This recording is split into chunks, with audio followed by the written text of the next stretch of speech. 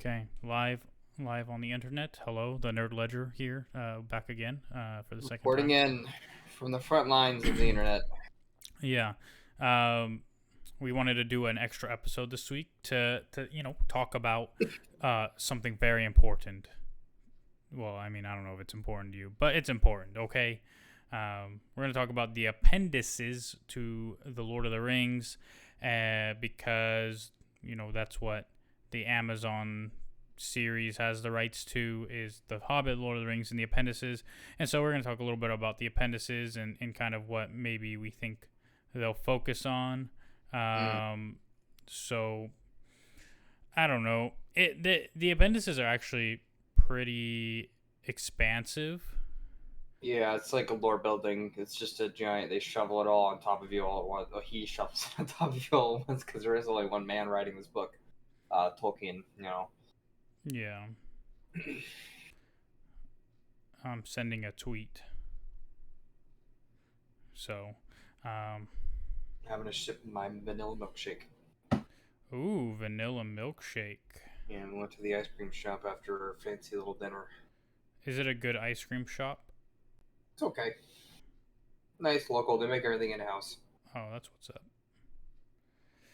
I feel like if like I lived where you lived, my wife would want to go there like almost every day. I mean, probably. At least since it's like homemade, it just tastes better, Yeah.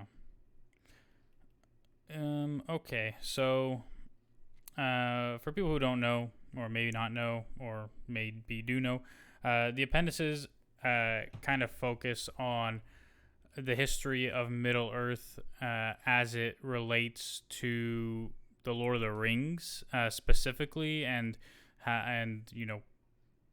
that's kind of it.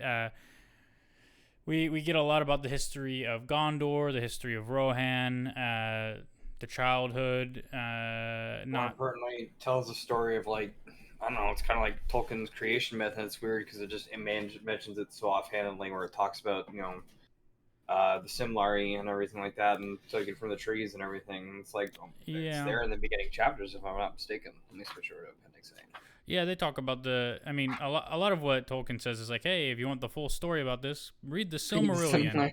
Simlari. And so it's like Just trying to trick you. Don't do the it. Whatever the you do. the Amazon series can't do that. Like they can't be like, hey, we're gonna tell the story, because they can't. They're gonna tell the story that they can tell, which it resides within the appendices, and what they can't tell, they're going to fill in with their own narrative, I'm sure. Um, but really, I think what they'll do is mostly they'll pull from appendices A and B. Did you read all the appendices, or just? So I read quote. Let me type this out in Twitch chat so I can communicate. I read Mm-hmm. the appendices. I read appendices A. Gets a little it gets a little thick towards the middle, and I started skimming, and I really wanted to get on to my next book because I'm doing a reread of Wizard of Earth here right now, so I kind of Mm, switched over. But I read the part I think I recognize at least briefly from the trailers, and it was like just the talking about everything leading up to Sauron tricking everyone into getting the rings on their fingers and shit like that. Um, yeah, there's some of that, but again, it's not very in depth. It's kind of just like, oh, this happened, uh, yeah, and it's a lot of that, because they talk about Numenor. I mean, they mention different groups of peoples of Middle Earth and different things. They talk about um, the only three couples where it was a man and an elf together, Beren and yep. Luthien, Idril and Tuor, Arwen and Aragorn, like Was there stuff like ever that.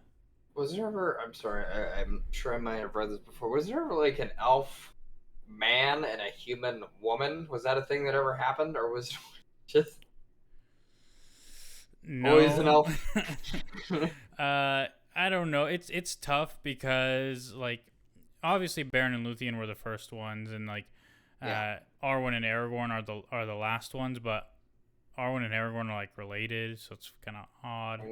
Well, they're like it's like half. They're like quarter something, right? Didn't Elrond adopt Aragorn? Isn't that how that worked? He did, Yeah. but like if you go back in the lineage, so maybe I guess for people who maybe don't know, um, Elrond is the son of Arendil. Mm-hmm. Arendil is the son of Idril and Tuor.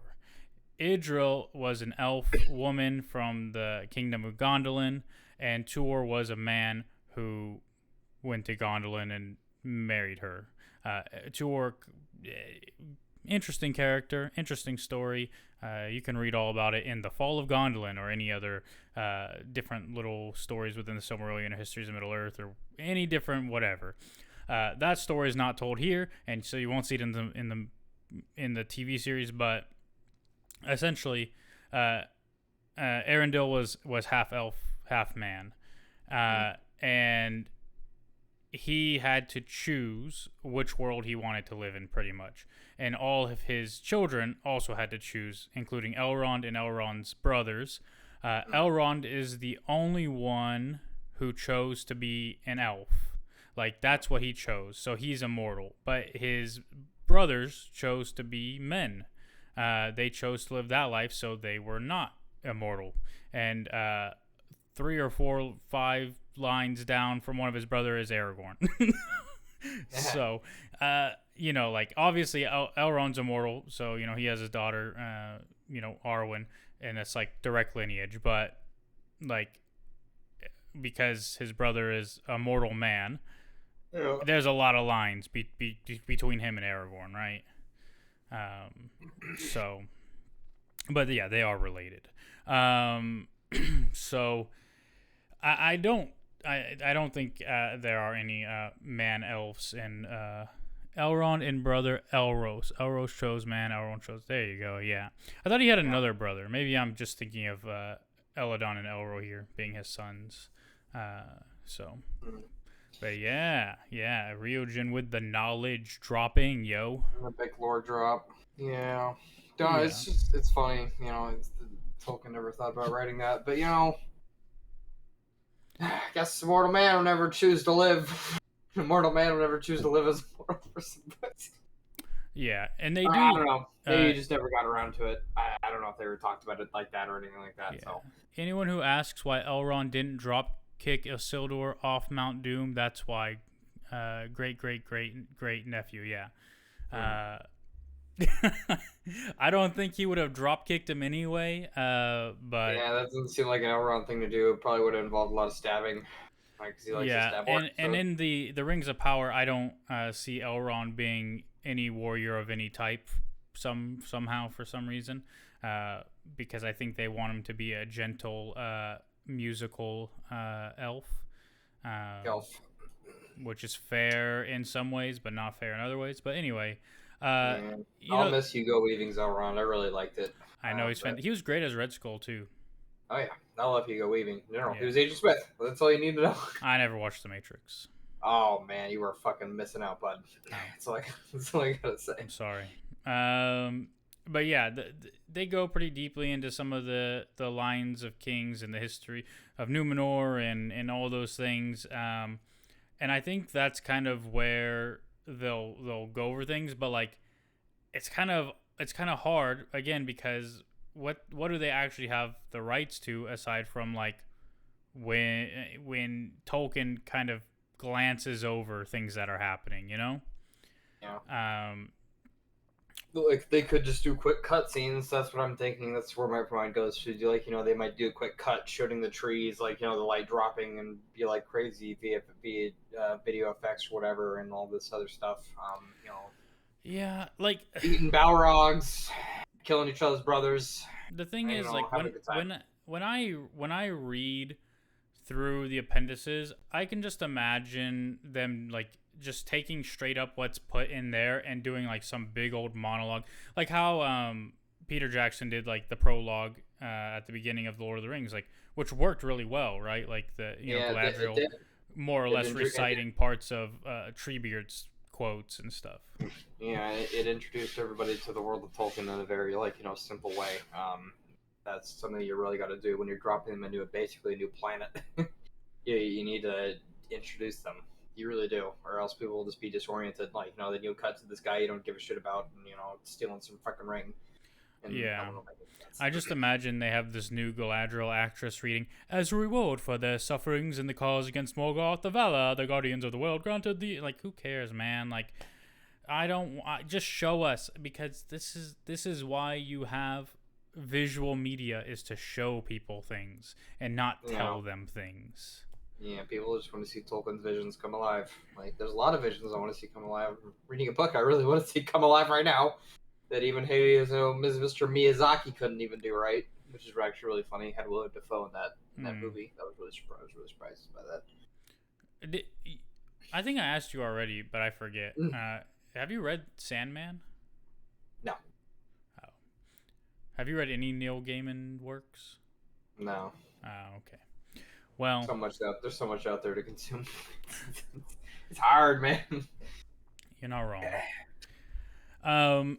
So yeah, I mean, Appendix A really focuses on the annals of the kings and rulers. So one thing I did notice that it does, after reading this, like, it basically just everything in the appendices really does lead up really well into the Lord of the Rings itself. Like, it explains like where the lineage goes up to right up until Aragorn, and his hot new elf wife. Talks about all that stuff. And well, yeah, I mean, it talks about how I don't think they'll show this, but like, they have every right to show it, because it's one of the few things that actually is more in depth, is like some of the things from Aragorn's childhood growing up and stuff. Like the first time he sees Arwen, and then like he has this big conundrum because like pretty much like his mom is like, and then Elrond's like, "We need to talk, boy."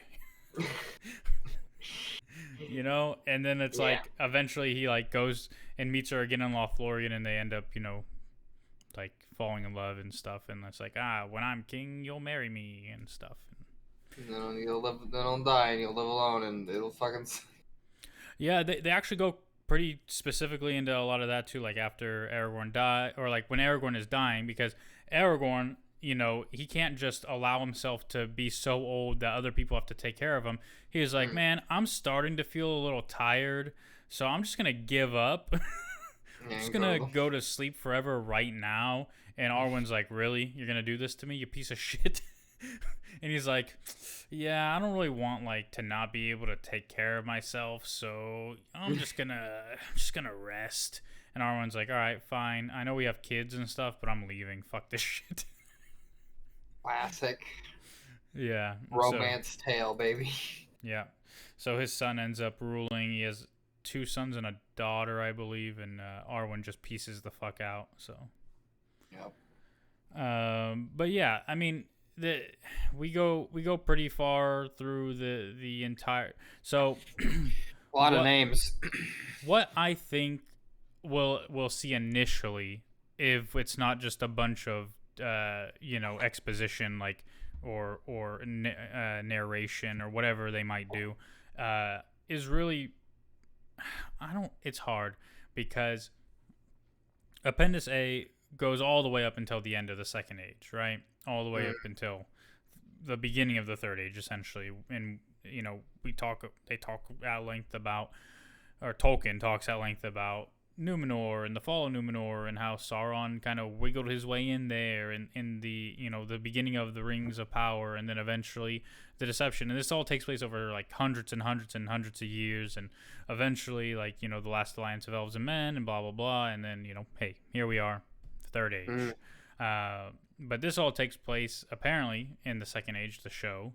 So is there anything you'd like specifically to see?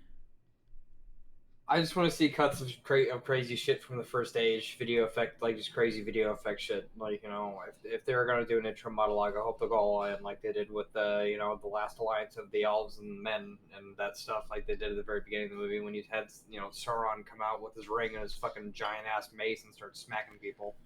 Yeah.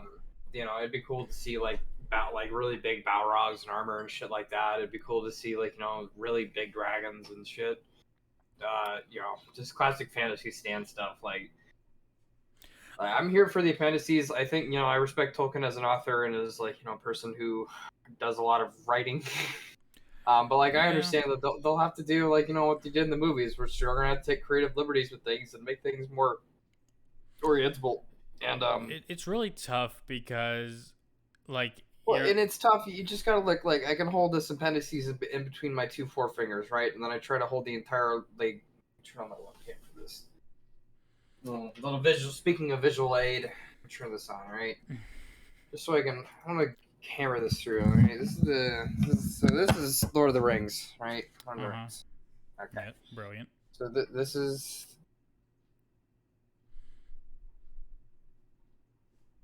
So about this is the appendices, right?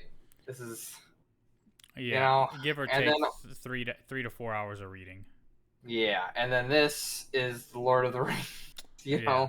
They don't have a lot to work with, and again, I think this has a lot to do with the Tolkien camp. Not really, I don't know, man. It's Well, very no, interesting and how. and even most of the stuff in the appendices takes place in the Third Age anyway. Like, Yeah. they're not gonna. Jeez. Why? What are you thinking? Well, what do you want to see specifically? Passing that Well, question back I to you. mean, they're You know what it's talk focusing. classic Like, fantasy stand stuff. Like I just want to see big. Honestly, if I can get some just badass Balrogs doing shit, I'll be happy. like what it seems like is like they're focusing super heavy initially on Numenor, Mm. and you can only do so much with Numenor because like the timeline in the appendices is like Sauron is like he's there for like 60 years like in prison, Yeah. Yeah. like slowly corrupting people. Like they're not going to do that obviously, and they've already mentioned they're going to condense the timeline a lot. So like what is that, like 3 episodes where like he's in prison and then corrupts them and then convinces them to try to go to Valinor, and then there's the fall of Numenor and all this stuff. Like, is that gonna happen, or how is that gonna happen? How are they like? They're gonna have to take a lot of liberties, like you were saying, to make it Yeah. make sense. Yeah, that's what I feel like a bunch of fans are going to shit on it, and they're not even going to care. Because here's the thing: like this addiction to direct literary pulling from like the books itself, like it doesn't Yeah. work. And I think a lot of people have just nostalgic associations with the movies, but now a bunch of people have turned themselves into hardcore Tolkien fans. So I'm just gonna. It's interesting. It's going to be interesting to see what the response is to this, like to the everything. Yeah. Honestly. Ryujin said there's enough in the appendices for at least 2 seasons of Hobbit shenanigans just based on the family trees. We need a Hobbit reality show, bro. I mean, do you mean like from what's actually in the appendices, or do you mean from like what they can do from the information given to us there? Like they can expand a lot on that with their own stories. The family trees are something that like are interesting to look at, but if you're trying to read through things, you're just like, I'm just gonna skip most of this. But like there is a lot about, I mean, early hobbits, Harfoots, and etc. And they do talk pretty extensive. Like Tolkien doesn't just draw out the family trees; he does explain them in a lot of ways. And even like we can learn about the Thanes and stuff, and different things like that. But I can't imagine this They series. already showed hobbits in the trailer, right? That it was like the Harfoots, I think. They're Harfoots, yeah, because it's going to be early descendants of hobbits, and because hobbits aren't really hobbits until much later, when they like properly settle in the Shire. But like you also have, like are we gonna at all see the Witch King potentially? And Yeah, that's the other thing. Angmar, when when you're talking about mm-hmm. Numenor and Gondola and all that kind of stuff, you can't have that story without Angmar, and Angmar is something that's in the Lord of the Rings as well. So it'll, but you can own the rights to something like twice. You know what I mean? Like there Well, are situations. they do talk pretty well. Not, I keep saying they. Tolkien does describe pretty thoroughly the battle in Angmar and Arnor, and the what eventually became the Barrow Downs, and how the Witch King essentially eventually being removed back and taking Minas Morgul, or Minas Ithil, which became Minas Morgul, and challenging the king of Gondor at the time, and different things like that. She said, well, that and what happened to our 4 hobbits and their kids. Yeah, I don't think that the series is going to focus on any of that stuff at all. I think they should. I mean, Sam being mayor a whole bunch of times, and even Frodo. I mean, well, Frodo was deputy mayor, within the confines of the Lord of the Rings. And Pippin becoming the Thane, and Pippin and Merry's travels to Rohan and Gondor following that. I mean, there's very little said about Gimli and Legolas after the Lord of the Rings, but they do mention a couple things. Merry becoming Lord of Brandy Hall. I think Pippin owns a museum in Hobbiton and travels back several times to Gondor. Yep, definitely travels a lot. And I believe Merry and Pippin meet up in Gondor at some point. There's so much that they can do, but the issue is, like, because Rio's right, like they can tell a lot of those stories about Sam's first child Eleanor, and Merry and Pippin and their travels and their lordship, essentially, that they acquire, and different things like that, but I don't think there's any interest in that. It's just they want to focus on the Second Age. Gimli and Legolas travel to show each other the wonders of the world. Legolas sees the gulls calling him to the sea, and Gimli travels with him. Legolas takes Gimli with him to the Grey Havens and beyond. Legolas fulfills his pledge to go see the Glittering Caves with Gimli. Once Legolas hears essentially the call of the sea, because of the gulls, he can never, he can never fully resist that longing, and eventually has to succumb to it. And that's all elves. All elves eventually hear the call of the sea, and it's their time to leave, because they were only here to make the world, what's the word? They were here to make the world habitable for men. And because it's essentially supposed to be like our history, right? Or England's history at the very least. Someone's history. But yeah, there's so much that they can draw from, so it'll be interesting to see. It was funny because when I was rereading the appendices, you come across this guy Castamere, and it makes me think, obviously, George R.R. Martin is a huge fan of The Lord of the Rings and Tolkien, and he has the Castameres, and essentially the house in Game of Thrones that was completely wiped out and annihilated because of the Lannisters, and so they have like the Reigns of Castamere, and they tell the story about how whatever. But Castamere was a piece of shit in The Lord of the Rings, so there's a lot of inspiration for authors, like, in The Wheel of Time, they're called the Mountains of Mist, and he said the reason they call them that is because of its mountains. Because, traces all over, but I'm really trying to use Wizard of Earthsea as a foundation for my fantasy, and we're not here to talk about that. We can talk about that later. Back on the appendices, I'm just trying to know these fucking timelines for the ages are amazing, though. They're crazy. So I think that's where Tale of Years. There will be more inspiration drawn from. I mean, aside from, like, talking about Numenor and everything, you also get Tale from Rohan, the House of Errol, and many other things. But you get, like, timelines, right? So even, like, they go through the entire, like, line of kings of Rohan, and, like, give you a bunch of details by year, and then even some stuff about the dwarves, which there's a lot there too, but how much are they actually going to draw from that? Like, it seems like they want to kind of do their own thing from what we've seen so far. Are they going to bring back Thorin, like Thrain, all these characters that people might be somewhat familiar with, like the displacement of the dwarves? I might be crazy, but doesn't Sam also take the ship at the end of his life to see Frodo? And Aragorn and Arwen's relationship was almost all appendices. What about her brothers going feral and hunting orcs? I forgot if that was in there. For sure, Sam does go. To be with Frodo at the end. Very cute. Yep. I love the whole ending, the Scouring of the Shire. I really think it's really dumb that they didn't include it. Because, for those listening, I'm talking about Lord of the Rings, but it's been a really, really long time since I read all 3 books in a row. And, even then, I was a dumb kid, so I kind of, some parts that I skimmed, because they're not easy to finish. The Scouring of the Shire is what makes me appreciate Merry more than Pippin as book characters. But even Pippin in that chapter, he's pretty great. It makes me appreciate Tolkien more.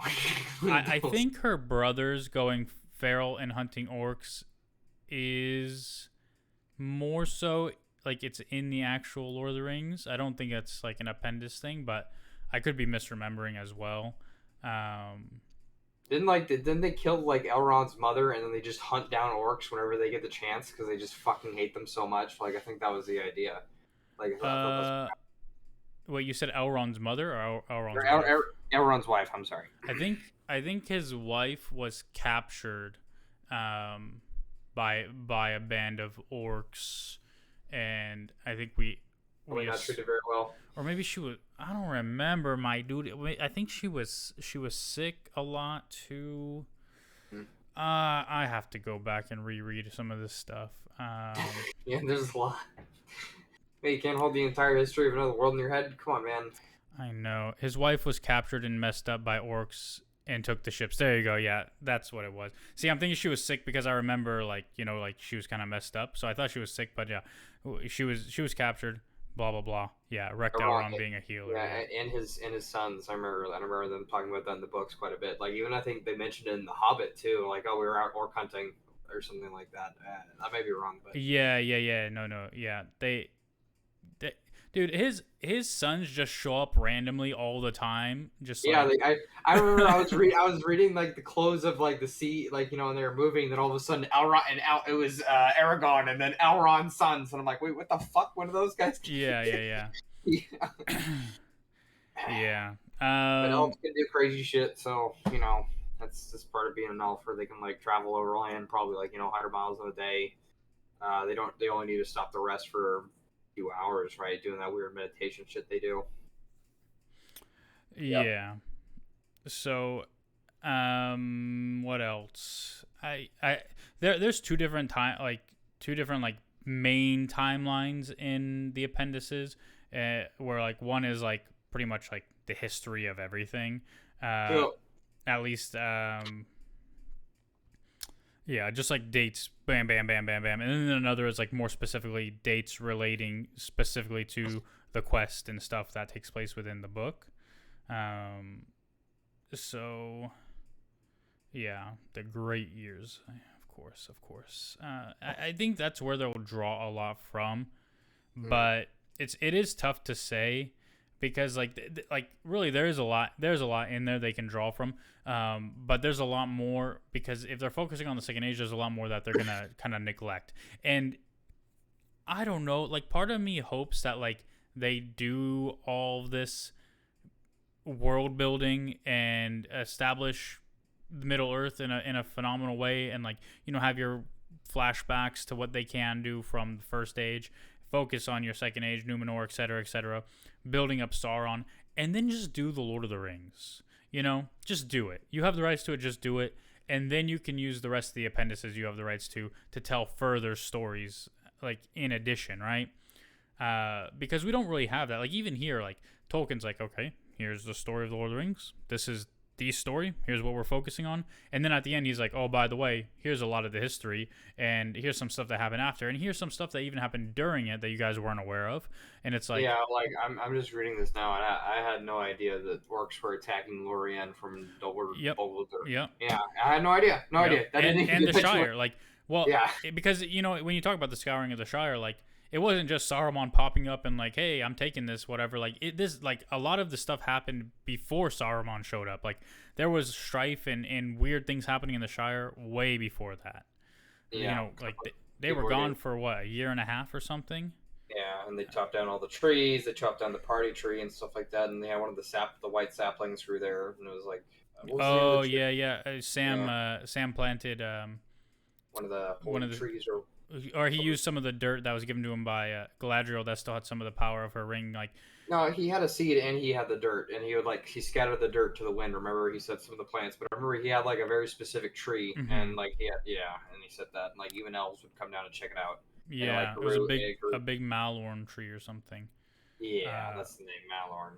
yeah, I feel like even with the Lord of the Rings movies, I think people miss a lot of the context. Like this, they did it, like everybody, not everybody, but a lot of people revere Peter Jackson's vision and his ability to make those movies work. But a lot It of was the inspired. confusion. Go ahead. No, I was just saying, just real quick, like the movies were really inspired. Sorry to keep interrupting you or anything like that. Oh, good. But the movies were really inspired. It's you're right. There's a lot here that things that he did that some people didn't like. Like obviously taking out the Scouring of the Shire probably made a lot of people upset when they just came home and everything was fine.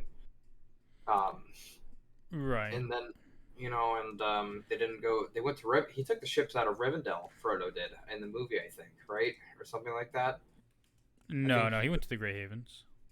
no. But I think he took the ships, didn't he? I kind of sworn he took the ships from Rivendell. Like that's where he got on the ship, like in the Yeah, that movie. no, that's the Grey Havens.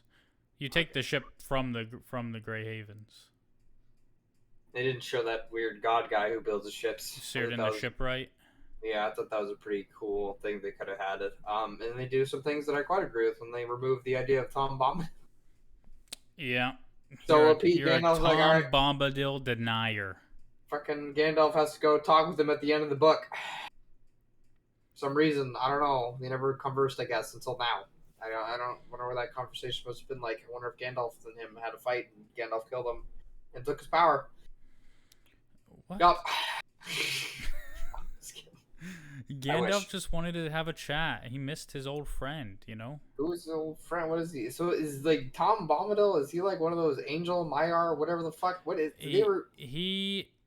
I think he's between a Maiar and a Valar. I think, like, to me, Tom Bombadil most closely resembles an Ent. I don't know what. Like, he's just a person of the land who doesn't really have a purpose. He just exists to exist, and like that's why he can so easily like disregard the ring, because Yeah. it's like he just exists, and like so like most of the Do you think they're gonna name drop Tom Bombadil in the fucking Rings? if they do, I think that'd be super odd. Like, he's not even mentioned in the appendices. There's no point. Yeah. I mean, and like, yeah, they have the rights to the Lord of the Rings, but if they're focusing on the Second Age and stuff, like, there's no mention of Tom Bombadil in the Second Age. Like, we know he existed because it's like, I'm old as fuck, yo. But like, I don't know. Like, it's if you look at like most of the questions people have surrounding the Lord of the Rings are just because they don't have context from the books. Rio says there's fan theories that he is the land and his wife is the seasons. Fans have a lot of theories for a lot of things. He mentioned he was there before everything, like the world given sentience. Yeah. Maybe Tom Bombadil was like the first part of the song, Chair. Maybe he was just like, as the Valar started singing up there in space and time and created Arda, like maybe there's like Tom Bombadil and he just popped up and then the whole world popped up around him. I mean, yeah, sure. It's not definitely not. Or maybe Tom Bombadil was part of the discordant part for Melkor. He's just like, fuck you. Yeah, it's definitely not Tolkien writing himself into his own book or anything like that. Some OP old man skips around in the wood and goes to his super hot magical wife. Tolkien does not believe in allegory. Okay, he definitely wouldn't be a self-insert in his own story. And if he was, he would be Gandalf. I'm pretty sure. Not Aragorn? Nah, I don't know. I don't know who he'd be. He'd be like old Gaffer or something. Like he'd be like some fat hobbit. That old who loves gardening. No, that's the name of that Hobbit. Oh It's yeah, like a bad. they also changed Sam's last name.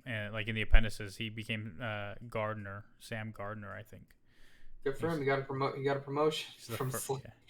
Well, yeah, he's no longer a servant class individual. Yeah, Yep. he's greater now. Moved in with Frodo, so Frodo could feel something, anything resembling warmth and love and compassion before he passed into the. Yeah. So like I think what a lot of people miss is like that like most of the questions like why couldn't the Eagles fly the ring? Why didn't they do this? Why didn't they just amass everybody in Gondor? It's funny. I think in the appendices, actually, one of the first things they addressed is why the Eagles wouldn't carry the ring to. I think I could have sworn that was in the appendices. Like I read it and I don't remember reading that. I'll need to check it out. Maybe it's just because any time, I don't know why, but anytime you can tell like it's Tolkien writing as Tolkien, I just kind of like ignore it. Like, I love Tolkien. I like his letters and stuff, but it's like when he's like, "Oh, you can find the answers to this here and here and here," and it's like, okay, well, I just want to read it, and he was responding to his fans' questions like at the time. That's the thing about that. And he was a funny, interesting guy.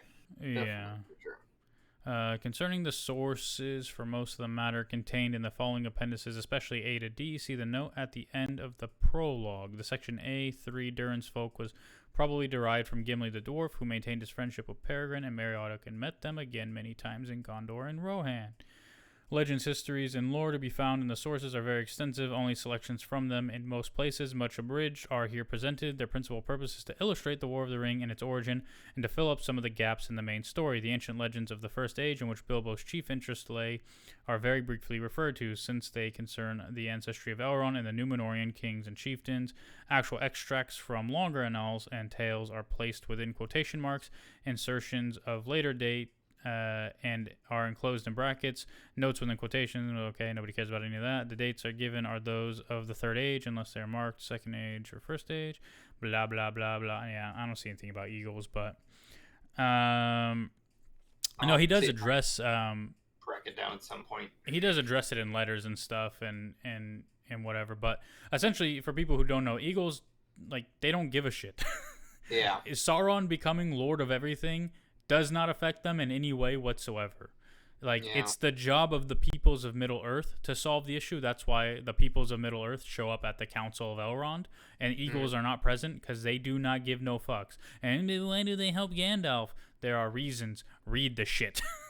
Yeah, like favors. They're exchanging favors and stuff like that, and and again, like, for people who haven't read the Silmarillion and don't understand the presence of gods within the world of the Lord of the Rings, like there's continuously in like during the battle outside Gondor, the Battle of Pelennor Fields and different things like that, there are moments brought up over and over again about the wind changing and like a favorable wind. Like Aragorn didn't even think he would arrive in time until the wind changed.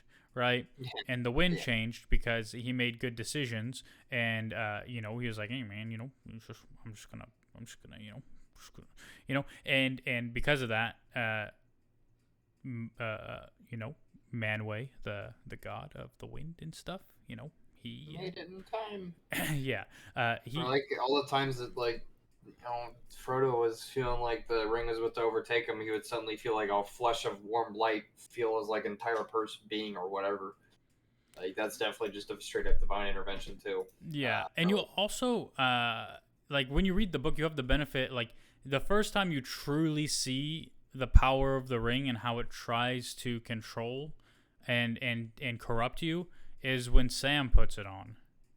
Because Sam has like this vision of like becoming like great, Yeah. But like he shakes it off because he has no desire to be great.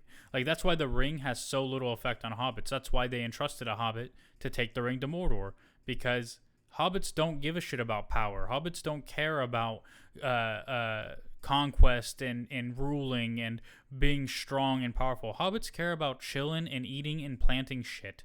Like good tilled earth, well tilled earth, something tilled earth. I don't know. Yeah, well-tilled earth. Smoking pipe weed. It's Yeah, always going to be marijuana in my eyes. I don't care what anyone says. it's tobacco, but the word tobacco didn't exist before the 1500s, and Tolkien didn't use any word that didn't exist before the 1500s. Oh, well, good for him. So, I What think else we that's got? the case, but What else do we got to talk about? um, well, is there anything in the appendices that you specifically enjoyed or want to call out? Okay, hold on 1 second. Ryojin says, even if they did care, it's a hobbit. What are you gonna do, right? Yeah. Yeah, that's true. Like, a hobbit, if they cared about those things, would actually be the perfect target because it's the way for the ring to get to the next person easy, right? Like, the hobbit would think it has all this power, and then they'd end up going and get themselves killed, and then the ring passes on to someone stronger, right? Rio says it's not like if Gandalf or something getting the ring, which would be catastrophic. Exactly. Yeah, Gandalf, Galadriel, anybody, Aragorn, they would essentially become a new Sauron. I saw some cool art where an Ent got a ring, and it was like really twisted and I trippy don't know looking. if Ents would be tempted by the ring. Do To you be think that, honest. okay, but if they put the ring on and they were pulled into the shadow, do you think it would corrupt them like immediately, or do you think that they could resist it like pretty quickly? It's also about influence. It's not just about the temptation of the ring itself. It's about the ring. Like the ring Yeah. is a very active actor. What is it that Ents desire? I mean, finding the Entwives. Like, do To Ents? end the times of man, to destroy them, to burn down their buildings and live nothing but nature. Obviously, Well, if that's what I they think what that's they did to interesting. Honestly, like what they did to Osgiliath. Like what they did to Osgiliath. They tore down all the walls and shit, remember? And then like it was just streams and they turned it into a giant garden and then they left the tower in the middle, but it was like a giant pool or something. Yeah, I think that's an interesting take. I think it would be actually very entertaining to see an Ent pick up the ring, be corrupted by it, and like just go and just destroy humanity. Ryu says, "Gotta find those Entwives and kill all the gnawing, biting, breaking, hacking, burning destroyers and usurpers. Curse them." Exactly. Yeah, that's What was that? true. What was that Ent that they introduced when they had the Ent moot that the fucking Treebeard showed them to? And it's like, oh, Quick he's already beam. made up his. Yeah, he's already made up his mind. He wants to Yeah. fucking kill some orcs. Quick beam is like a zoomer. He's just like Treebeard's like, this motherfucker's so hasty all the time. Quick beam's just like, I'm going, and like Quick beam probably isn't even that fast. Yeah. He's probably just slow like the rest of them, but just a little bit Didn't his faster. didn't his forest get destroyed too? So and it was also kind of like, oh yeah, he's ready to beat up some fucking orcs, dude. Like I I think think they that had was part of. already decided before then in the book, but like that like really pissed them off. Because I don't think they were going to assail Isengard. I think they were going to like talk to Saruman and like be like, "Yo, motherfucker, what's up?" Yeah. But it all worked out for the better, you know. And they needed to do that. Yep. Yeah, And now they have their own little garden thing. yeah. Magic. There's also some, they talk about the line of stewards and, the importance of the Palantir, Yep. all the different Palantiri, and how some were lost, the Seeing Stones, blah, blah, blah. Palantir being quite the effective implement of corrupting people, by the way. I know, we disagree about this, but like what happened to Saruman, I thought it was kind of crazy that he got turned away from the West after everything that happened. But maybe that doesn't have to do anything with. Dude, Saruman had opportunities. Saruman had every opportunity to turn it around and do something better and to atone for his sins, and he rejected them all. And as a result, he doesn't get to go to the West. He doesn't get to live forever as a spirit. He is fucked because he fucked himself. I don't know. I think it'd be cool to read Path to Redemption one day, but that's I guess He for an author that he isn't had no anymore. path of redemption. One day, maybe. You never know. Everyone always says Path to Redemption. At least that's Yeah, what I think. but see, that's also my biggest problem with Kylo Ren's turn back to the light side. Like, motherfucker, you chose many, many times to be evil despite everything. And now you're just going to be like, yeah, I'm not evil all of a sudden because my dad came to me in a vision. Yeah. Like, you murdered him. I don't know. Maybe it's just like I think Saruman is very interesting as a character. I think maybe he was a little too classic-y villainy for me, even as he was written in Lord of the Rings itself. And maybe I'm just overthinking it. Yeah, Saruman's turn like was a shock to everyone, like as far Yeah. as characters within the book. But like reading it, it's like in the appendices, like a lot of things described, like you could see that coming from from a mile away.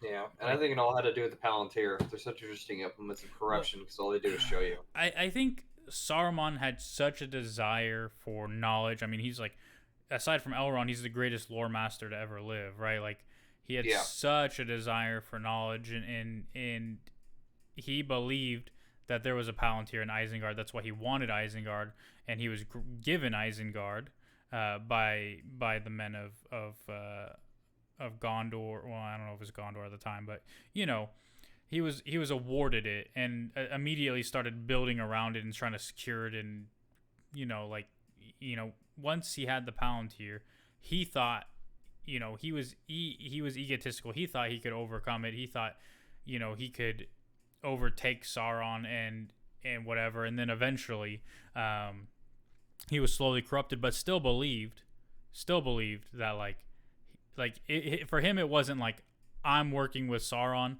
to like take down Rohan and Gondor. It was like I'm working actively to become more powerful than Sauron, and I'm gonna compete with him while he thinks I'm trying to help him. yeah, So, yeah. but yeah, he had every opportunity. He spit in the face of helping hands, and you know, he murdered Lotho Baggins. Lotho? Was it Lotho? Something Baggins. Like you can't just do that, man. You can't just steal Frodo's old house that he sold and doesn't want anymore. Yeah, that was towards the very end though, and like he was like poor and talking about poverty and being impoverished and stuff like that. I thought that was funny. He sold everything before he left the Shire. No, I was talking about Saruman. Sorry, like how Oh when he yeah, met him when they met him on the road, even then they like offered him a friendly hand, and he he's still like said no. I'm a beggar, blah blah blah. Yeah, I'm in poverty now. Yeah, I'm poor as shit. Fuck you. Good old Wormtail. Yeah, Grima, man, Grima fucked him, man. Yeah, that's right. Grima work. It's Wormtongue or is it Wormtail? Wormtongue, yeah. Yeah. Frodo was like, man, it's all good, Saruman. We don't like you, but we're not going to kill you. And Merry is like, are you fucking kidding me? Yeah. And he's like, nah, it's good. Let him go. Like, come on, guys. It's all good. And then Grima just murders him. Yeah. No, he was treating him like shit. You know, didn't he call him like a fucking piece of shit and kick him like really hard? And, yeah.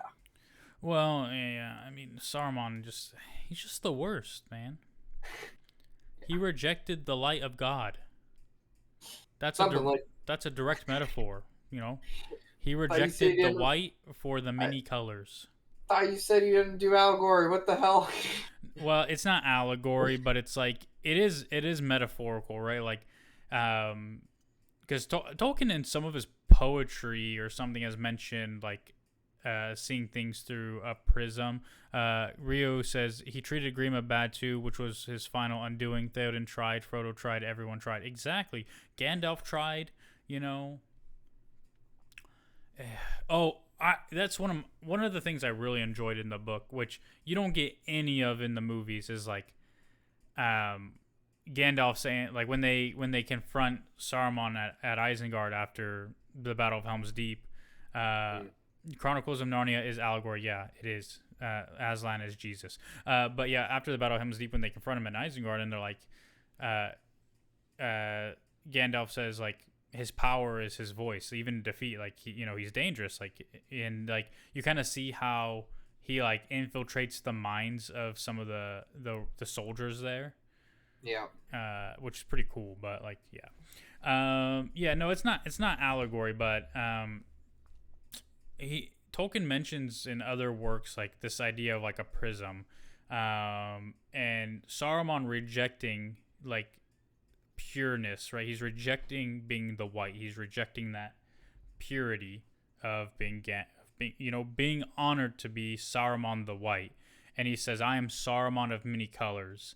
And there's this idea that like, well, when you look through a prism and you have many colors, it blurs your vision, right? It's like it's kind of a metaphor for him losing his way, right? For embracing something less pure, but also clouding his vision. Like he's already corrupted, Yeah. Which again, there's none of that in the movie. Like we don't get Saruman of many colors, but yeah, Chronicles of Narnia is allegory, and it's okay. Like a lot of people like allegory. Like a lot of people consider X-Men to be allegory. Professor X is Martin Luther King Jr. and Magneto is Malcolm X, and that idea didn't come around until the '80s when Chris Claremont said something about it. It wasn't made because of that, but people seem to think it was. I'm disinterested altogether in allegory. You know, I've talked at length about that. Yeah. But yeah, Tolkien. The reason why his work has lived on and is so renowned is because it's not, the Ents, tearing down industry is not his allegory for like nature taking back from industrialism or whatever. Like, and it's not about World War II and all this stuff. But the brilliant part is you can apply it to that. You can say, wow, like this makes me think of this. And because you can apply it to that, you can apply it to a bunch of other things that are also similar in any time of the world in the future. Like 2022, my dude, we can still look at parts of Lord of the Rings and apply them to things today, which helps it live on. And if it was an allegory, it's like, okay, well, I gotta believe the author that, once you know Aslan is Jesus, there's nothing else there, Yeah. Like what? Well, and so even if you do know Aslan is Jesus, there's another thing where you need to disconnect the work from the author. It's like, exactly. Okay, well, you should, but yeah. But it's like you've been around where I've tried to explain this whole death of the author thing to people, and I always get pushback, and people say, well, they wrote it, they know better than you. Like anytime, right? And it's like objectively, the Chronicles of Narnia is an allegory where Aslan is Jesus. Like that's what it is, and to say it's not is wrong. But to say I've read it and I think this, I can apply to this, I see this, there's this interesting part here, and none of that is the author's intent, that is not less valid simply because it was written with the intent for Aslan to be an allegory for Jesus, right? I feel like that was a long-winded way of saying that, but No, it wasn't. And we both held that position where I think a book is just a vessel for all of your ideas, and you pack them in an entertaining way, and people will read it, and you'll get some of your ideas out there. I think Tolkien got a lot of ideas in the Lord of the Rings that he did put out there into the world. yeah, obviously, you're inspired by things, right? Yeah, and too, you're inspired by your own life events and everything like that. Like when he went to his deathbed, I believe, saying that the book had almost nothing to do with experience in World War I and World War II. And I just don't think that's true because I think it's impossible to move past those experiences as a human being. Those things have obviously informed his decisions, right, in life and in his personality and different aspects of who he is. Like you can't remove those things from that person, so it's obviously going to inform things he does, but he didn't. I think what he's saying it doesn't 100% control his writing either. Right. I'm not saying that. What Tolkien I think is saying is like I'm not sitting down writing about my experiences. Like I'm not writing this because of these things. But obviously they're part of him, so they'll inform his ideas and things like that. So I mean I don't know the truth of this, but I know it was like widely rumored or widely said that he came up with the idea for the Silmarillion in a trench in World War I. And he started writing the Elvish language, Quenya probably. Quenya is the High Elf, and Sindarin is like more common. When he was in World War I, like I don't know the truth of that, but it wouldn't surprise me at all. You need distractions from what's going on around you, and as far as we know, he was on the front lines and he lost friends. And you can't come out of that experience 100% without hot takes on war. This is the thing. Like I know.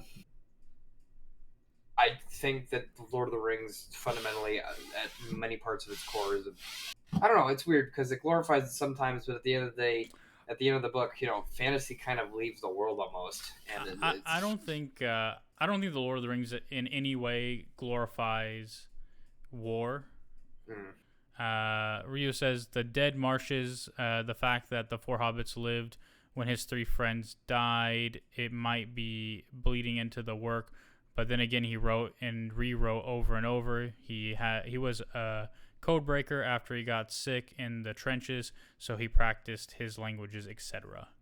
Yeah. Nice. Big word drop. Thank you. Rio.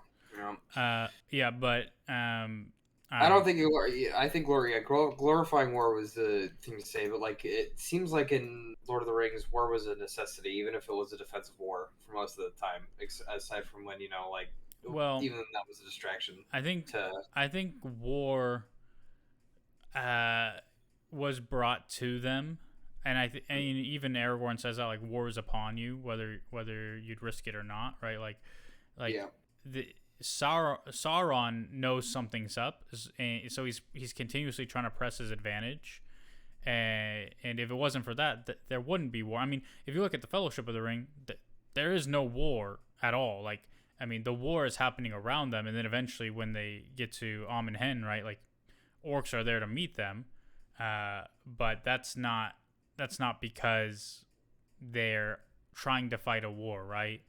They have to have obviously obstacles to their ultimate destination and whatever, but I think Faramir is the message sender to the reader, right? Like he is the apex of what Tolkien believes.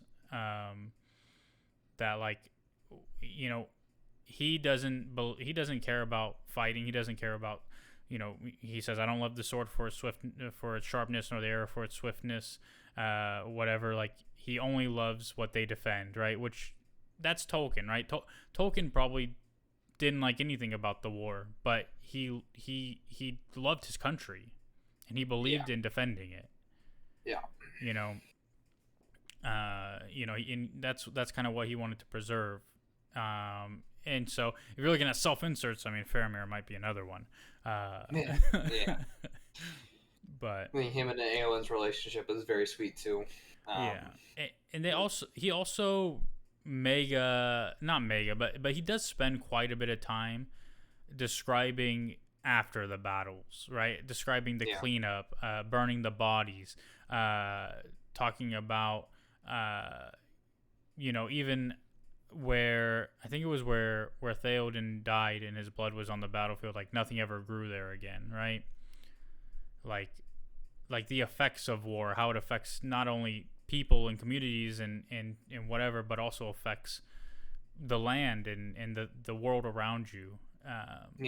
So into just has to do with what Boromir said, or at least what I think he said. I think it was sometime around the Council of Elrond or right after, when he said he was tired of seeing the Gondors of the banners of Gondor blown down again and again by winds from the east.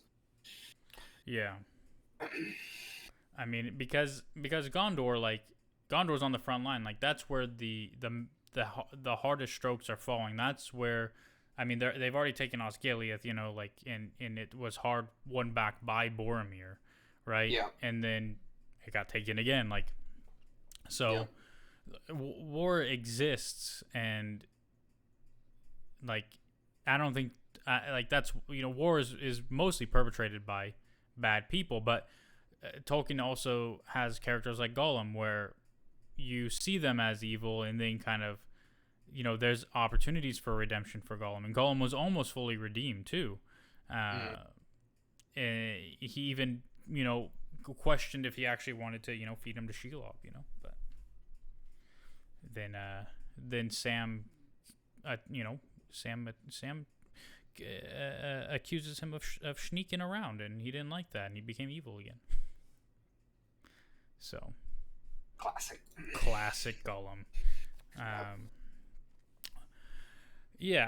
don't know. I feel like we could talk about Lord of the Rings forever, but at the end of the day, it doesn't have anything to do with what the Rings of Power is going to be about. Yeah, I think that's the problem too, that maybe we discovered halfway through this podcast, is like, it's a lot of conjecture. We can sit here and conjecture all day, but we really don't know until we actually sit down and like. Oh yeah, Gollum also ate babies and worshipped a giant spider. That's true, but but he is pitiful. Yeah, they couldn't have destroyed the ring without Gollum, right? Like, and here's the like, this again is something people always get wrong. Is like, well, Frodo didn't even destroy the ring, whatever.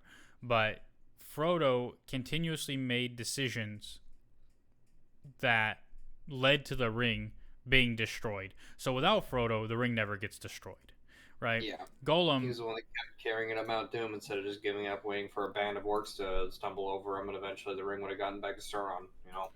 Right. And so, yeah, Frodo ultimately, when he got there, was like, nah, I'm going to keep it. But yeah, it wouldn't have even got there without him. And Gollum would have never been in a position to fall into the lava without Frodo making all those decisions to get them there. So Frodo is directly responsible for the destruction of the ring. But anyway, I digress. Well, Frodo's finger, he lost that. It's gone forever. Never get it back. Never have a good root finger. Yeah. And his wound always is hurting and shit. Yeah, ruined from the Witch King too on his shoulder. Like, that was sad reading about Frodo at the end, like, right after the scouring and stuff like that. Yeah, even during it, like, Frodo's like, all right, guys, can we not let's fight? Let's not kill each other. Let's just all walk away. We've had enough of this, and then they end up killing each other anyway. Yeah. But there's some trifling ass hobbits up in Hobbiton, all right? The sheriffs. Yeah, the sheriffs. Not just the sheriffs, but like all the rules, and they're like, we have to follow the rules, guys. We're gonna, and then they snitched on them. These guys, man. Yep. Did they ever talk about? So I know Aragorn talked a lot about coming back up north after he gets the realm of Gondor settled. Did he ever end up passing through Hobbiton, coming up north? Did they ever write about that? Tolkien talk about that at all? Ooh, within the Lord of the Rings? No, like in the appendices or in the extended histories or whatever. Did he ever come back to claim the North Realms like he said he was going to? Yeah, Sandyman the Miller. Yeah, he's a bitch ass. Yep. In the old mill. He replaced his mill with like a machine one, and Tolkien fucking hated it. Right? Yeah. He talked about how stupid it was. Yeah. So I don't remember if it was in the appendices or in the Lord of the Rings exactly, but I do remember, in their travels or whatever. I believe Aragorn did stop by, and then he didn't stop by in the actual Lord of the Rings. The hobbits went by themselves with Gandalf and up till the borders of the Shire, and then Gandalf was like, I gotta go talk to Tom Bombadil. But he does grant them that land is theirs, right? I remember that, but I don't know if he ever visited. He was gonna go up to the Northern Realms, whatever, where the Fallen City. That's where Gondolin is, right? It's up north. Gondolin was hidden. Oh, okay. Doesn't there some city up? I keep forgetting. Isn't there some city up north that was like one of the ancient ones, like the realm of Numenor or whatever, where all the Numenor gone. Where they all come from, where the Rangers all come from, and then they have I could have sworn that was a thing. I could have sworn that was a thing. Yeah. He did go to a lot of places. I don't remember. Yeah. Because lots of people split off at different times. I remember Arwen stayed in Rohan for a bit. And her parting from her dad was kind of awkward. What else happened? Jeez, the thing is, I reread Lord of the Rings so often, but then I still forget things. So yeah, I'm getting old, I think. There's a lot. No, you're not getting old. There's just a lot. Yeah, Ryojin, if she knows, I'm sure she'll say. But yeah, I remember. It's mostly when I think about things, I see pictures in my head. Oh, she said she missed the question. If Aragorn ever returned to the Northern Realms to reclaim them, the Ranger Realm or whatever. Was that Arnor? Beleriand is old and gone, removed, I think. Yeah, I don't remember. Yeah. Sorry. Oh, good. It's probably none of the Rings of Power anyway. which is the name of the title of the show. Let me see. Do. Da da da. Do ba do ba do. Nope, that's Numenor, Metaltarma. I don't know. I remember there was stuff in the appendices about Aragorn, obviously his childhood.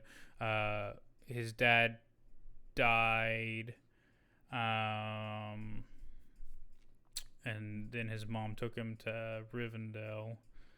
And then there was some other stuff around that. I think one of my favorite tidbits about Aragorn is like when he like randomly showed up in Gondor under an alias and like was like the greatest like general ever, and then just dipped.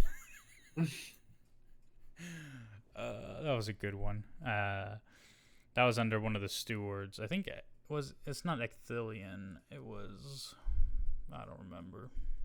Something. Oh, Navni and Dubdor.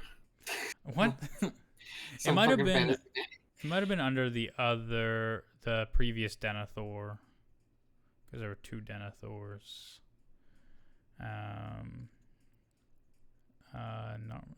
Second, blah blah blah blah blah blah. Minokar, Eldakar. It wasn't Eldakar. Aldemir, Dolmir. Oh, those are actual kings. Ariador maybe is what you're thinking of. Something door. I don't know. Arnor, Ariador. Just something I thought I'd ask. Maybe to try to do a thing. This might have been something again that I missed in the appendices. Like, I didn't read any more about the little Hobbit and kids and stuff like that. I didn't read any of that stuff. I just read mostly on the Kings of Numenor, and then the Gondor, and then slightly into the Rohan, and then I started to fall asleep. Yeah. I was like, I'm going on my next book now. Probably should go back and read it. I don't know if you saw, but there was some news about the Flash movie today. Faramir reclaimed some lands. I think, didn't he have? After the False Storm. So, yeah, Faramir went out and about. He was given Ithilien or Osgiliath, I don't remember, where him and Eowyn could stay. He was given that by Aragorn. But then they also had, Gondor's always had issues with the Corsairs of Umbar and different areas around there. And Telagir, I think. But Aragorn, okay, here you go. Yeah. This is what I remember, Chair. Aragorn did travel around quite a bit, and he gave the orcs their own land, and he reclaimed. I think Faramir was with him, but I remember they did reclaim a bunch of land, and were like, "Hey guys, here's our land," and then they gave land, to the hobbits, obviously in the Shire and stuff.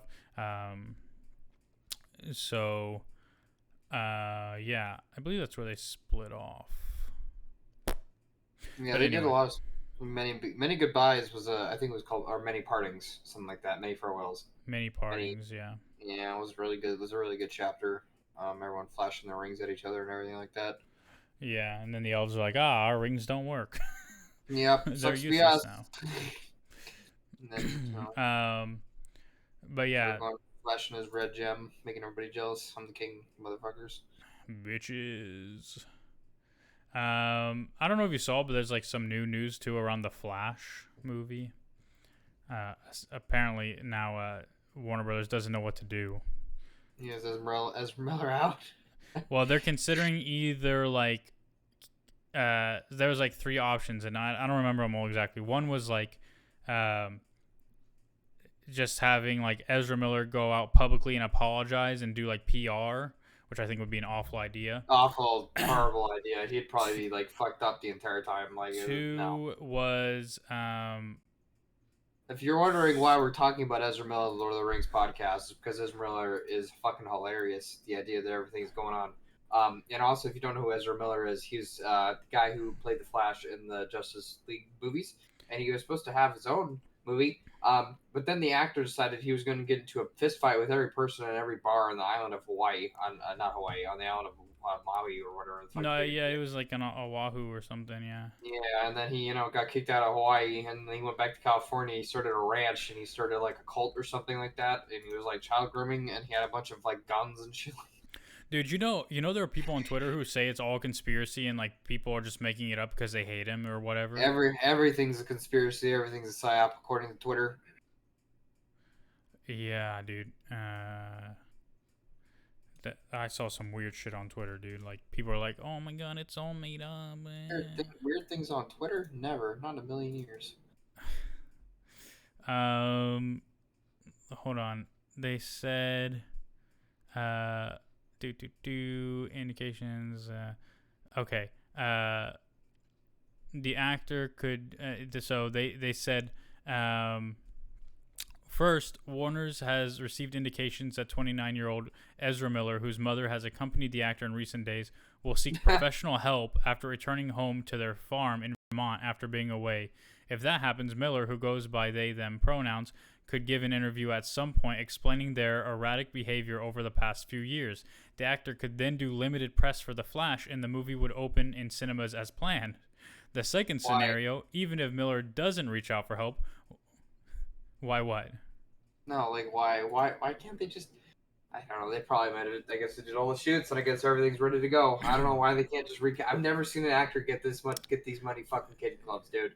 Like directors of studios, sure. All right, Actors, hold up. Never in a million years. Hold up. The second scenario, even if Ezra Miller doesn't reach out for help, Warner's could still release the film, but don't expect Miller to play a prominent role in terms of marketing and publicity, nor would Miller be the Flash going forward, as the role would be recast in future projects. The third would be the situation with Miller deteriorates further. This would see Warner's killing the movie outright, as it could not be reshot with a different actor. Miller plays multiple characters is in almost every scene. Scrapping a $200 million film would be an unprecedented move. It's like a Flashpoint. He's like, there's other Flashes, and he played all those Flashes. The thing that you said what they could do to save DC that is literally locked behind this dude who can't stop fucking up. So, hey man, it's so fucking funny. I'm sorry, like it's such a fuck. It's like almost like a bad fucking joke. Who the fuck thinks a shit? Who? Huh? Who? Yeah. Oh, Tell me. Hello. No. I think my wife is home, maybe. Hold on. We're going on an hour, so She's we can. Home. We can call it here. I turned the camera off. Silly face. We can call it here, though. Yeah. If you wanna, we can wrap up. I have to cook some stacks. Stacks of what? I got some New York steaks, you know. Oh. No, I got some New York steaks. I gotta cook. They're gonna be busting. My dog's going a little crazy up front, so let's wind down. Yeah. In short, Rings of Power is coming out. We don't know what's gonna be in it. They say they have the appendices, but the appendices are so vague that it's just gonna be really fucking up in here. It really is. So hopefully it'll be good. Back to you, Cage. What do you think? Yeah. What are your takes? Yep. I mean, I'm hopefully it's not terrible. I look forward to our future discussions about it. There's so much content coming out soon. But yeah, much love to Ryojin for all of her fantastic comments in the chat, and thanks for everybody who's tuned in or listening to the podcast. Bye. Bye.